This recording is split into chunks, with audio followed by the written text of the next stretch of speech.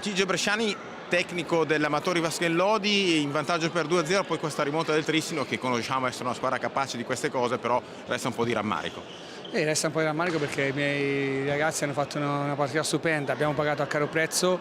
due errori, perché il due pari secondo me è un gol da annullare tutta la vita, perché ha fatto un bellissimo gol sotto l'incrocio ma con col ginocchio in terra e nell'occhio non puoi farlo. Secondo me non era difficile da vedere, però è andata così. Anche stasera forse il pareggio secondo me poteva essere un risultato giusto, perché il primo tempo abbiamo mangiato tanto, abbiamo preso pali e poi alla fine l'abbiamo messi là e potevamo anche avere un po' più di fortuna, magari la palla andava dentro. È andata così, rimbocchiamoci le maniche, mi va voglia di lavorare con questi ragazzi ancora più, perché io li vedo la settimana, li vedo stasera e non vedo l'ora di preparare la Coppa Italia, andare a Trissino, provare con tutte le nostre forze a portarla a casa. Ecco, l'hai accennato tu, questo risultato in vista della Final Four di Coppa Italia può dare qualche indicazione di che tipo?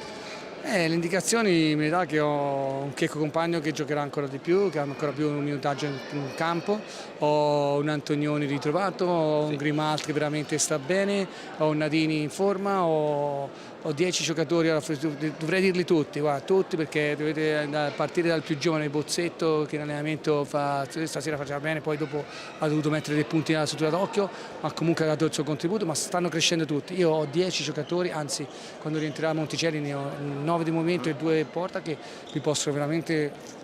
farci togliere gioia a tutti noi lodiciani per vincere questa Coppa Italia. Bene, ci auguriamo che sia un risultato positivo per l'Amatori, però negli ultimi anni c'è sempre molta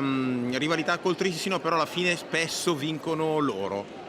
C'è un motivo? Perché diciamo che noi siamo partiti da 4 anni fa, 5, dopo la doppietta scudetto che abbiamo ricostruito, abbiamo preso i ragazzi giovani che non giocavano mai, stanno crescendo, adesso stanno arrivando a una maturità pazzesca. Quest'anno abbiamo messo un top player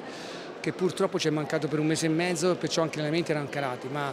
il Trissino è una squadra che gioca in Europa e giocare in Europa ti fa crescere tanto, è una squadra con tutta la nazionale italiana, più con dei giocatori portoghesi fortissimi,